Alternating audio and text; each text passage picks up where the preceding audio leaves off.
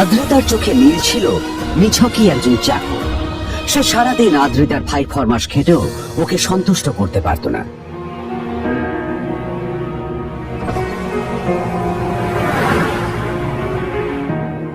এত কিছুর পরেও কেন একজন ধনী বাবা তার মেয়েকে গরিব ছেলের সাথে বিয়ে দিলেন?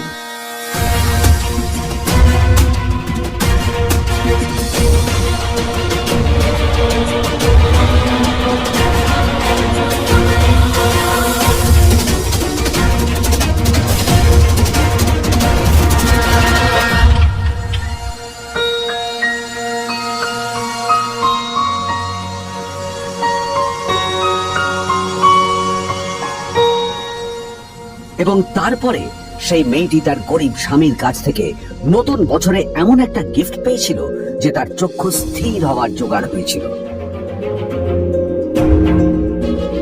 আর ওর স্বামী সম্পর্কে সত্যিটা জানার পর তো ও প্রায় অজ্ঞান হয়ে গিয়েছিল।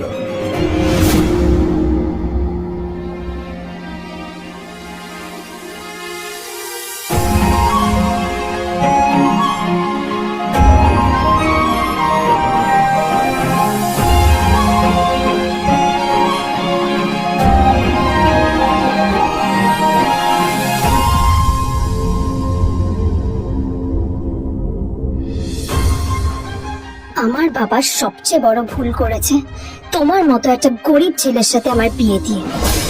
আমার সব বন্ধুদের স্বামীরা ওদের কত দামি দামি গিফট দেয়, আর তুমি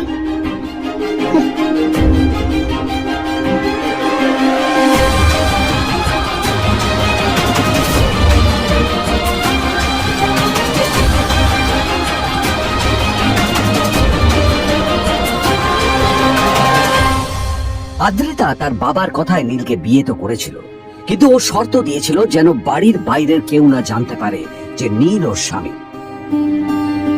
নীল ওই বাড়িতে ঘর জামাইয়ের মতো থাকলেও ও যেন ওখানে একজন চাকর ছিল।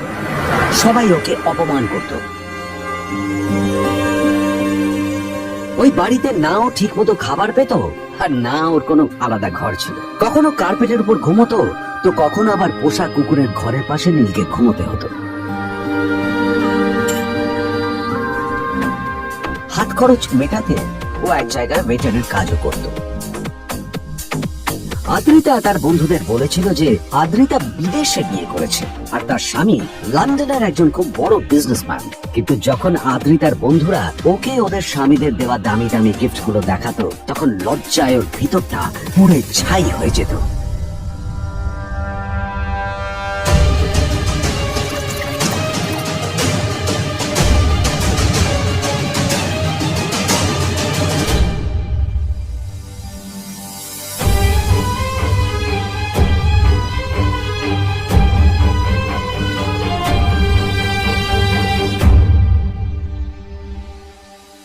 এই যে শোনো, নিউ ইয়ারে আমার একটা গিফট চাই তোমার থেকে। আর গিফট যেন দামি হয়, হ্যাঁ মানে খুব দামি, কয়েক লাখ টাকা। ওকে? কয়েক লাখ টাকা? কিন্তু অদ্রিতা, এত টাকা আমি একসাথে কখনো দেখিনি। তোমাকে এত দামি গিফট আমি কি করে দেব? এটা তো তোমার বিয়ে করার আগে ভাবা উচিত ছিল। একজন পুরুষ মানুষ হয়ে নিজের স্ত্রীর এইটুকু ইচ্ছা তুমি পূরণ করতে পারবে না? স্ত্রীর এই কথাগুলো নীলকে আহত করে। নিঃশব্দে ওখান থেকে চলে যায় নীল।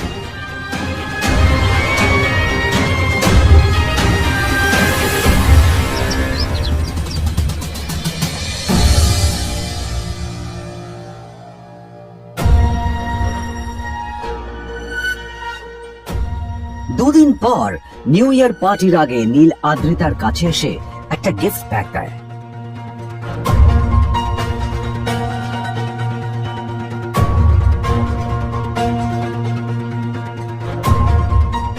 আদ্রিতা মুখ বেজার করে বাক্সটা খুলল, তবে তারপর বাক্সের ভেতরে গিফটটা দেখতেই ও চমকে গেল।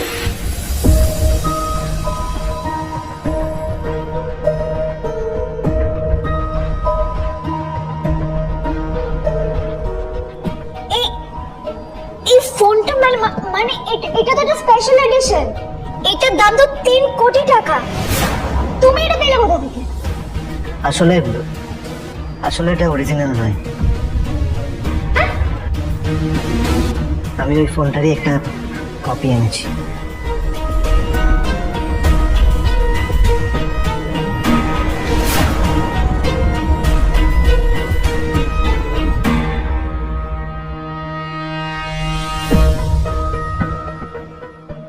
কিন্তু আদ্রিতার নীলের কথা একটু সন্দেহ হয়, কারণ ফোনটা দেখে একেবারেই আসল বলেই মনে হচ্ছিল। পরের দিনই আদ্রিতা ওই কোম্পানির শোরুমে গেল। এই ফোনটা একটু দেখুন না প্লিজ। ওয়াও, আচ্ছা ম্যাম, আপনি কি মিস্টার রয় চৌধুরীর বন্ধু? কে মিস্টার রয় চৌধুরী? ও, আপনি কি ওই রয় চৌধুরী গ্রুপ অফ ইন্ডাস্ট্রিজ এর মালিকের কথা বলছেন? হ্যাঁ। না না, আমি ওনাকে চিনি না। আমি কেন, আমার মনে হয় কেউই ওনাকে চেনে না। বড় বড় মানুষেরাই ওনা দেখা পান না। আমিও কোনোদিন ওনাকে দেখিনি। কিন্তু সাডেনলি আপনি এই প্রশ্নটা করলেন কেন? অ্যাকচুয়ালি ম্যাম, আপনার হাতের এই ফোনটা আসলে এটা ফোনের স্পেশাল এডিশন। এই কাটিং, এই ডিজাইন, এই লোগো, এটা জাল করা ইজ নেক্সট টু ইম্পসিবল। আর গোটা ভারতে বিক্রি হওয়া এই ফোনের সেকেন্ড পিস এটা, যেটা মিস্টার রয় চৌধুরী কিনেছিলেন। সেটাই জিজ্ঞেস করছি ম্যাম, আপনি এই ফোনটা কোথা থেকে পেলেন? তবে কি নীল মিস্টার রয় চৌধুরী, নাকি নীল এই ফোনটা চুরি করেছে? বেকার নীলের কাছে কোটি টাকার ফোন কোথা থেকে এলো? নীলের সত্যিটা তাহলে কি? আর ও যদি সত্যি বড়লোক হয়ে থাকে, তবে নিজের শ্বশুর বাড়িতে খরচামাই হয়েই তা থাকে কেন? আদ্রিতা এসব কথাই মনে মনে ভাবছিল। তবে আদ্রিতার বিশ্বাস ছিল যে কোনো না কোনো মতলব করেই নীল এই ফোনটা আদ্রিতার জন্য নিয়ে এসেছিল। কিছুদিন পর আদ্রিতা সেই ফোনটার কথা ভুলে গেল। নীল সকাল সকাল ঘুরতে বেরিয়েছে বাইরে।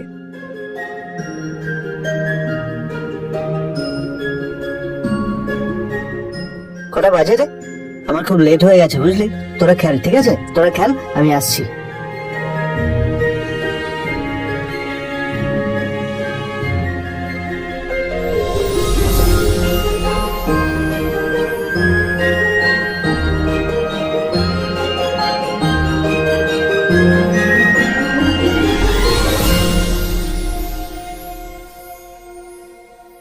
নীল, জল পড়ছে না কেন দেখো না। নীল, নীল, নীল কোথায় গেল? নীল,